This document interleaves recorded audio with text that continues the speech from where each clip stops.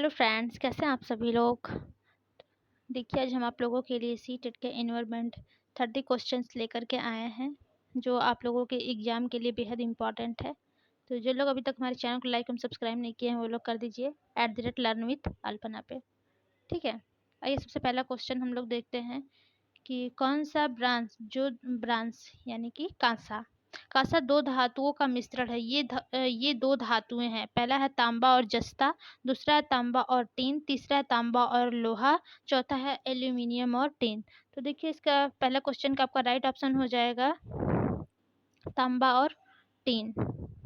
Okay, दूसरा question देखिए, निम्नलिखित समूहों में से उस समूह को चुनिए जो खाना पकाने के तरीके यानी कि ढंग दिए गए हैं। ठीक है, देखिए पहला है उबाल कर, गूथ कर, भून कर। देखिए उबाल कर, गूथ कर और भून कर। देखिए आप लोग उबाल कर तो खा सकते हैं खाना, ठीक है, पका सकते हैं, भून कर भी, लेकिन गूथ करके नहीं। तो ये जो आपका ऑप्शन है ये गलत हो जाएगा। दूसरा है सेक कर, उबाल कर, बेल कर। ओके, सेक कर, उबाल कर, बेल कर। अगर सेक कर भी खा सकते हैं, उबाल कर भी खा सकते हैं, लेकिन बेल कर नहीं, तो ये भी गलत हो जाएगा। तीसरा है तल कर, भिगो कर, भून कर। तो देखिए आप लोग तल कर खा सकते हैं, भिगो कर खा सकते हैं, लेकिन सभी खाना भून करके नहीं खा सकते हैं। और चौथा है आपका सेक कर, तल कर, भून कर। तो देखिए ये तीनों ही तरीके से आपने खाने को पका सकते हैं। तो आपका राइट ऑप्शन क्या हो जाएगा? 4। अगला देखिए आपका है माउंट एवरेस्ट के विषय में सही कथन चुनिए। पहला है यह जम्मू कश्मीर का भाग है और इसकी चोटी की ऊंचाई 8,900 मीटर है। ये तो गलत है। देखिए ये जम्मू कश्मीर का भाग है ही नहीं माउंट एवरेस्ट। ठीक है, माउंट एवरेस्ट कहाँ है आपका? नेपाल में है। दूसरा ऑप्शन देखिए आपका, यह नेपाल का भाग है और इसकी चोटी की ऊंचाई 8,900 मीटर है। तीसरा है यह भारत का भाग है और इसकी चोटी की ऊंचाई 9,850 मीटर है। चौथा यह तिब्बत का भाग है और इसकी चोटी की ऊंचाई 9,850। देखिए ये भारत का भी भाग नहीं है और यह तिब्बत का भाग नहीं, ये नेपाल का भाग है और इसकी ऊंचाई कितनी होती है? 8,900 मीटर। अगला देखिए क्वेश्चन, एक मिनट, अगला क्वेश्चन देखिए क्या है। अगला देखिए रेगिस्तानी ओक। ठीक है, रेगिस्तानी ओक एक पेड़ का नाम है, एक पेड़ का नाम है जिसकी जड़ें उस गहराई तक जमीन में भीतर जाती हैं जब तक कि पानी तक न पहुंच जाए। इस पेड़ की जड़ों की गहराई इस पेड़ की ऊंचाई की लगभग 30 गुनी होती है। यह पेड़ कहाँ पाया जाता है? देखिए जो रेगिस्तानी ओक का पेड़ है, ये जो इसकी जड़ें होती हैं, जितनी उसकी पेड़ की ऊंचाई होती है, इसकी 30 गुना गहराई तक इसकी जड़ें जाती हैं। ठीक है, तो ये देखिए आपका पहला ऑप्शन इसमें राजस्थान, दूसरा अबू धाबी, तीसरा ऑस्ट्रेलिया, चौथा है रूस। तो देखिए इसका सही ऑप्शन आपका हो जाएगा ऑस्ट्रेलिया, क्योंकि जो रेगिस्तानी ओक है वो ऑस्ट्रेलिया में पाए जाते हैं। अगला क्वेश्चन देखिए आपका क्या है। कोई रेलगाड़ी गांधी धाम से 16 जुलाई 2014 को प्रातः 5:15, ठीक है, पर स्टेशन छोड़कर 18 जुलाई 2014 को प्रातः 5:45 यानी कि 4:45 नगरकोइली स्टेशन पर पहुंचती है। रेलगाड़ी द्वारा चली गई दूरी 2,646 किलोमीटर है। इस रेलगाड़ी की औसत चाल किलोमीटर प्रति घंटा में लगभग है। तो देखिए सबसे पहले आप लोग की जो ये रेलगाड़ी गांधीधाम से 16 जुलाई 2014 को प्रातः 5:15 स्टेशन छोड़कर 18 जुलाई 2014 को प्रातः 4:45, ठीक है। देखिए शाम को ये 5:15 स्टेशन अपने छोड़ती है और 16 को, ठीक है, 16 तारीख को, और 18 जुलाई को प्रातः कितने बजे पहुंचती है? 4:45, ठीक है, सुबह के टाइम पहुंचती है, ये सुबह के टाइम पहुंचती है। तो देखिए जो ये रेलगाड़ी द्वारा गांधी धाम से नगरकोइली पहुंचने में समय लगा है, उसको कितना लगा है? पूरा टोटल 24 घंटे, ठीक है, 24 घंटे। 24 घंटे में हम लोग 24 और माइनस 0.5 कर देंगे, इक्वल टू 47.5 घंटे आ जाएगा। ठीक है, फिर उसके बाद देखिए जो रेलगाड़ी द्वारा तय की गई कुल दूरी है वो कितनी है? 2,646 किलोमीटर है। तो उसके बाद आपका क्या हो जाएगा? रेलगाड़ी की यहाँ पे औसत पूछा है, तो देखिए रेलगाड़ी की औसत जब आपसे पूछा है तो यहाँ पर कैसे हो जाएगा? 2000, इस पे देखिए राइटिंग नहीं बन रही है हमारी, ठीक है। 2646 औसत यहाँ पे पूछा है ना। फिर यहाँ पे क्या हो जाएगा, यहाँ पे आपका आया था 47.5। फिर यहाँ पे कितना आ जाएगा, 55.67 घंटे कितने हो जाएंगे लगभग, टोटल कितना हो जाएगा 56 घंटे। ओके 56 घंटे। तो आपका राइट ऑप्शन कौन सा हो जाएगा, राइट ऑप्शन देखिए आपका ये हमने कितना बताया अभी 56, ये देखिए आपका राइट ऑप्शन यही हो जाएगा। आइए अगला क्वेश्चन देखिए क्या है। देखिए अगला क्वेश्चन है आप लोगों का कि बिहार राज्य के लोगों के लिए मधुमक्खी पालन शुरू करने की सबसे अच्छी अवधि कौन सी होती है। ठीक है, पहला है देखिए जनवरी से मार्च, दूसरा है अप्रैल से जून, तीसरा है जुलाई से सितंबर, चौथा अक्टूबर से दिसंबर। तो देखिए जो बिहार राज्य के लोगों के लिए मधुमक्खी पालन शुरू करने की सबसे अच्छी अवधि होती है, ठीक है, वो अक्टूबर से लेकर के दिसंबर के मध्य होती है। तो इसका राइट ऑप्शन आपका क्या हो जाएगा 4, अक्टूबर से लेकर के दिसंबर तक, क्योंकि देखिए जो बिहार की भौगोलिक स्थिति है इस दौरान मधुमक्खी पालन के लिए अनुकूल रहती है। ओके अगला देखिए है आपका क्वेश्चन क्या है, खेजड़ी वृक्ष के बारे में सही कथनों को चुनिए। देखिए जो खेजड़ी का वृक्ष ये कहाँ पाया जाता है, राजस्थान में पाया जाता है ना, ये रेगिस्तानी है, ठीक है वृक्ष। देखिए इसका क्या है ऑप्शन, यह वृक्ष मुख्यतः रेगिस्तानी क्षेत्रों में पाया जाता है। ओके दूसरा है इसे अधिक जल की आवश्यकता नहीं होती है। ओके तीसरा है यह छायादार वृक्ष है जिसकी छाया में बच्चे खेलना पसंद करते हैं। चौथा है यह अपने तने में जल एकत्र करता है और लोग पतले पाइप से इस जल को पीते हैं। ठीक है तो देखिए इसका जो राइट ऑप्शन क्या हो जाएगा, देखिए यह रेगिस्तानी क्षेत्रों में पाया जाता है, ये तो बिल्कुल सही है। ठीक और दूसरा है इसे अधिक जल की आवश्यकता नहीं होती है, ये भी सही है। और तीसरा है यह छायादार वृक्ष यह छायादार वृक्ष है जिसकी छाया में बच्चे खेलना पसंद करते हैं। और चौथा क्या है, यह अपने तने में जल एकत्र करता है, लोगों पाइप द्वारा लोग इसको पीते हैं, ये देखिए नहीं होगा। ठीक है जो ओक का वृक्ष होता है उसमें ये होता है। ओके तो आपका राइट ऑप्शन कौन सा हो जाएगा 1 सही हो जाएगा। अगला देखिए है, अच्छा इसका ऑप्शन इधर है, चलिए कोई नहीं यहाँ पर है। देखिए क्या है कि हाथियों के विषय में नीचे दिया गया कौन सा कथन सही है। पहला देखिए हाथी अपना अत्यधिक भार होने के कारण बहुत आराम करना पसंद करते हैं। ओके और इसके आगे देखिए क्या है, दूसरा ऑप्शन इसका क्या है, दूसरा है 3 महीने के हाथी के बच्चे का भार सामान्यतः लगभग 2 क्विंटल होता है। और तीसरा क्या है आपका, देखिए यहाँ पर तीसरा है वयस्क हाथी एक दिन में 2 क्विंटल से भी अधिक पत्ते और झाड़ियाँ खा सकता है। चौथा हाथी एक दिन में 8 से 10 घंटे सोता है। देखिए जो हाथी होती है वो 8 से 10 घंटे नहीं सोती, ये भी गलत है। और जो उसका 2 क्विंटल या झाड़ियाँ पत्ते खा जाता है, ये भी गलत है। ठीक है और देखिए अपना बहुत आराम करना पसंद करता है, ये भी गलत है। इसका जो हाथी होती 3 महीने के हाथी के बच्चे का भार लगभग सामान्यतः लगभग 2 क्विंटल होता है, ये आपका राइट ऑप्शन है। ओके आइए अगला देखते हैं हम लोग क्या है। देखिए अगला है नीचे दिया गया पैराग्राफ पढ़िए जिसे गांव के एक छात्र ने अपने घर के विषय में लिखा है। ठीक है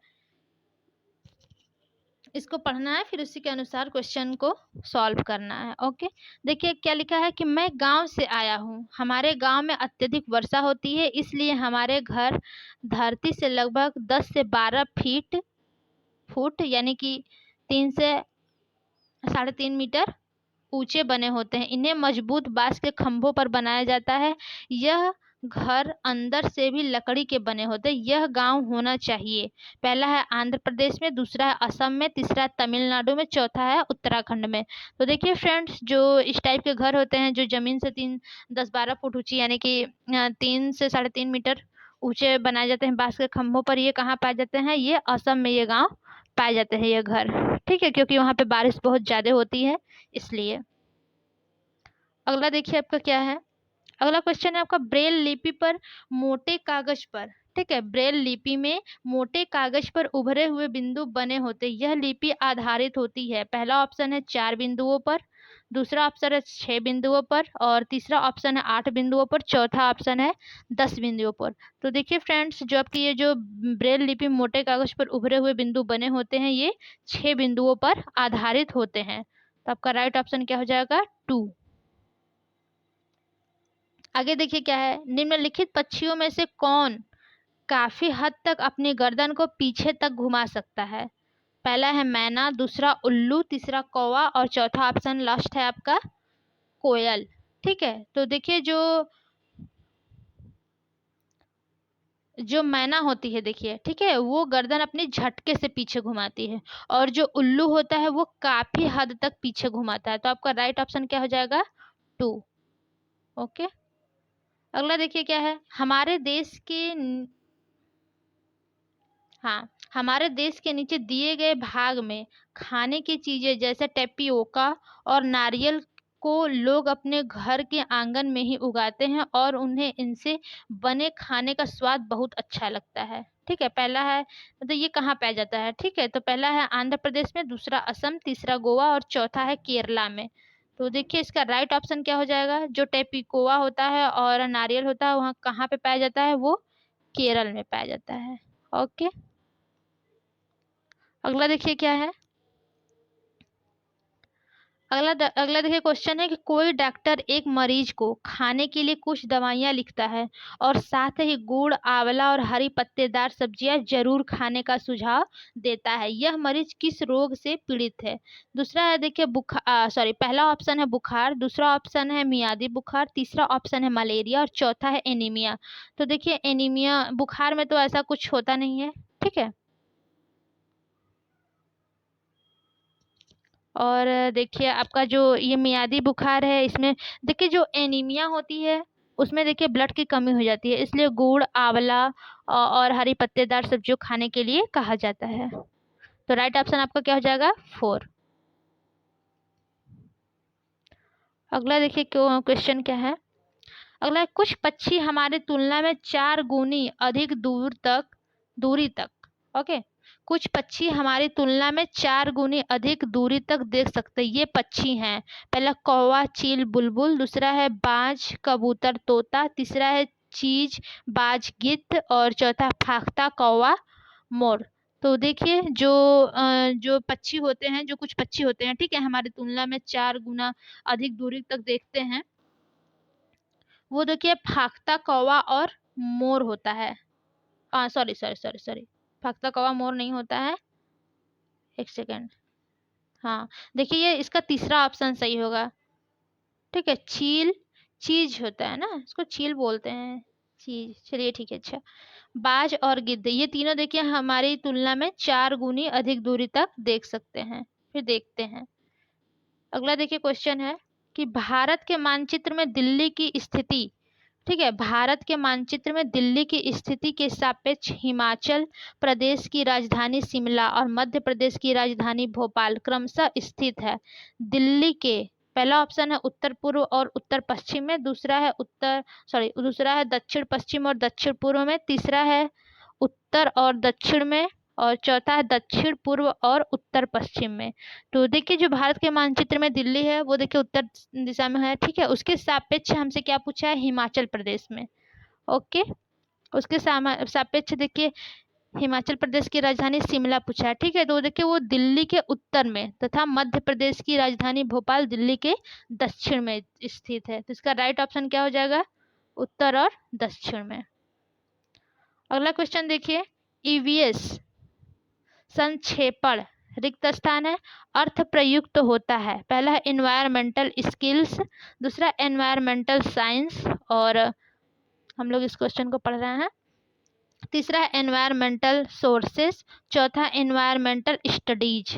तो देखिए ईवीएस संक्षेपण का जो अर्थ होता है उसका राइट ऑप्शन क्या होता है? इस एनवायरमेंटल स्टडीज। ठीक है, राइट ऑप्शन आपका क्या हो जाएगा? 4th। अगला क्वेश्चन है देखिए आपका, निम्नलिखित में से कौन सा प्राथमिक स्तर पर पर्यावरण अध्ययन के शिक्षण का उद्देश्य नहीं है? ठीक है। निम्नलिखित में से कौन सा प्राथमिक स्तर पर पर्यावरण अध्ययन के शिक्षण का उद्देश्य नहीं है? पहला देखिए, इसमें कक्ष में होने वाले अधिगम को विद्यालय के बाहर दुनिया के साथ जोड़ना। दूसरा है शिक्षक कक्ष में कड़े अनुशासन को सुनिश्चित करे। तीसरा है बच्चों को प्रश्न पूछने के लिए अवश्य अभिप्रेरित करना चाहिए। चौथा है बच्चों को अपने निकटतम परिवेश से परिचय प्राप्त करने के लिए अवश्य अभिप्रेरित करना चाहिए। तो देखिए, जो ये प्राथमिक स्तर के पर्यावरण शिक्षण के उद्देश्य नहीं है पूछा है, ठीक है। इसमें देखिए नहीं है पूछा है, तो देखिए कक्ष में होने वाले अधिगम जो होता है बाहर की दुनिया से जोड़ना, ये तो होता ही है, ठीक है। और देखिए दूसरा ऑप्शन है इसका, शिक्षक कक्ष में कड़े अनुशासन सुनिश्चित करे। अनुशासन सुनिश्चित नहीं करना चाहिए, इसमें कड़े अनुशासन नहीं करना चाहिए, ठीक है। अगला देखिए, बच्चों को प्रश्न पूछने के लिए अवश्य, ये तो बिल्कुल सही है। चौथा देखिए, बच्चों को अपने निकटतम परिवेश से परिचय प्राप्त करने के लिए अवश्य अभिप्रेरित करें, ये भी सही है। इसका मतलब गलत पूछा है, ठीक है। क्या पूछा है? उद्देश्य नहीं है। देखिए यहाँ पे नहीं है पूछा है, तो देखिए इसका राइट ऑप्शन 2 हो जाएगा। अगला देखिए है क्वेश्चन, आंचल अपने कक्षा 5 में पर्यावरण अध्ययन की कक्षा में अक्सर गहन जांच पड़ताल वाले और कल्पनात्मक प्रश्न पूछती है। उसके द्वारा इस प्रकार के प्रश्न करने का उद्देश्य खाली स्थान सुधार करना है। पहला है अवलोकन कौशल में, दूसरा संवेगात्मक कौशल में, तीसरा चिंतन कौशल में, चौथा बोलने संबंधी कौशल में। तो देखिए जो इसका राइट ऑप्शन हो जाएगा वो क्या हो जाएगा? संवेगात्मक कौशल में, ठीक है। वो उसके संवेगों का विकास करना चाहती है। कौन? आंचल, ठीक है। आइए अगला क्वेश्चन देखते हैं।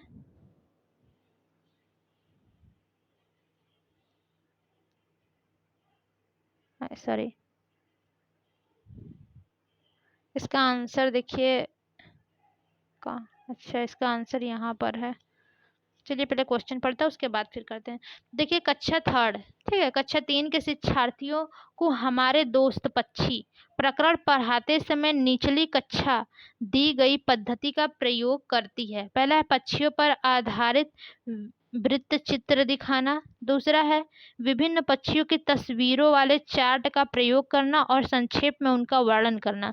तीसरा, शिक्षार्थियों को नजदीक के पार्क में ले जाना और उनसे पक्षियों को ध्यान से देखने के लिए कहना। नलिनी निम्न में से किस प्रयोजन के लिए सीखने के विभिन्न उपागमों का प्रयोग कर रही है? पहला देखिए, अपनी पाठ्य योजना का पालन कर रही है, ठीक है, अपनी पाठ्य योजना का पालन करना। दूसरा है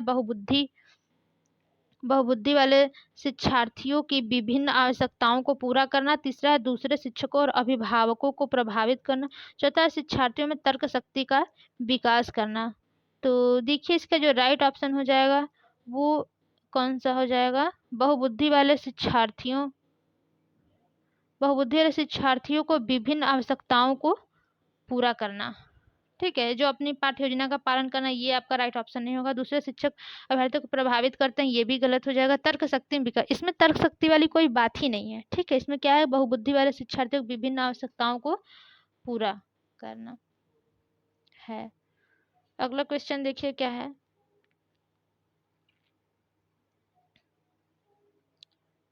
अगला क्वेश्चन है खेल जो हम खेलते हैं प्रकरण के शिक्षण में शिक्षार्थियों की अधिकतम भागीदारिता के लिए निम्न में से कौन सी शिक्षण युक्ति अधिक प्रभावी होगी? देखिए पहला है शिक्षार्थियों को खेल के मैदान में ले जाना, उन्हें अलग अलग दिनों में अलग अलग खेल खिलाना। ये तो देखिए ठीक लग रहा है, लेकिन अगला क्वेश्चन हम लोग देखते हैं, ये राइट लग रहा है, बट हम लोग अगला ऑप्शन को देख लेंगे। देखिए दूसरा क्या है, इसमें विभिन्न खेलों की खेल कार्ड बनाना और उन्हें शिक्षार्थियों को दिखाना, ये गलत है।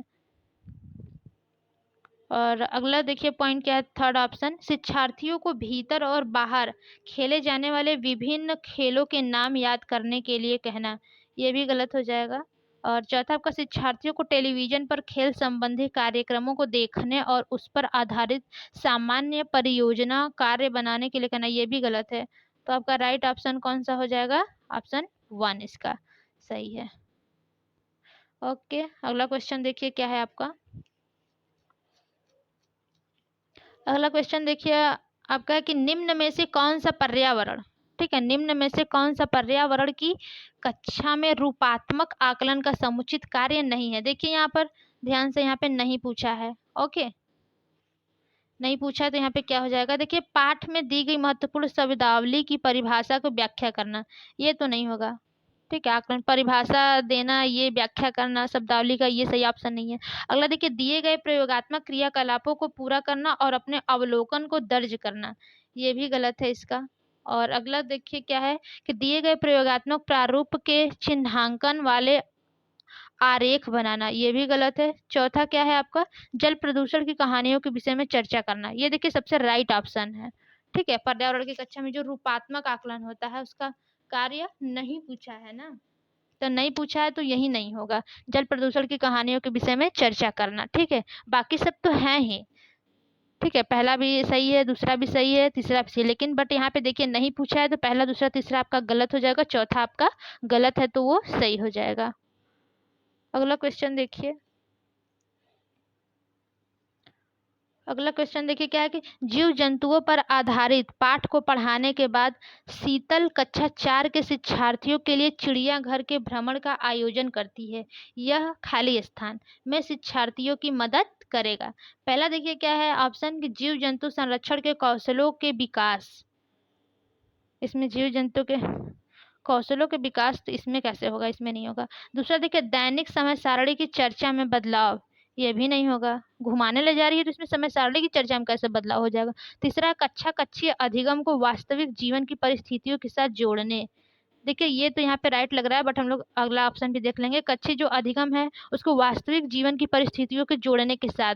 ठीक है, जो शिक्षार्थी जो उसके टीचर है वो शिक्षार्थी को जो वास्तविक जीवन की परिस्थितियां हैं उसके साथ जोड़ने के लिए वो कहाँ पर ले जाती है, चिड़ियाघर का भ्रमण कराने के लिए कहती है, उसका आयोजन करती है। चौथा है जीव जंतुओं को पालतू कैसे बनाया जाता है, इसके प्रति संवेदनशीलता विकसित करना, ये गलत है आपका, तो राइट ऑप्शन क्या हो जाएगा, थर्ड। आइए अगला क्वेश्चन देखते हैं क्या है। देखिए अगला क्वेश्चन है, शालिनी कक्षा 5 के शिक्षार्थियों को पोषण पर आधारित प्रकरण से परिचित कराना चाहती है, उन्हें पहला क्या है,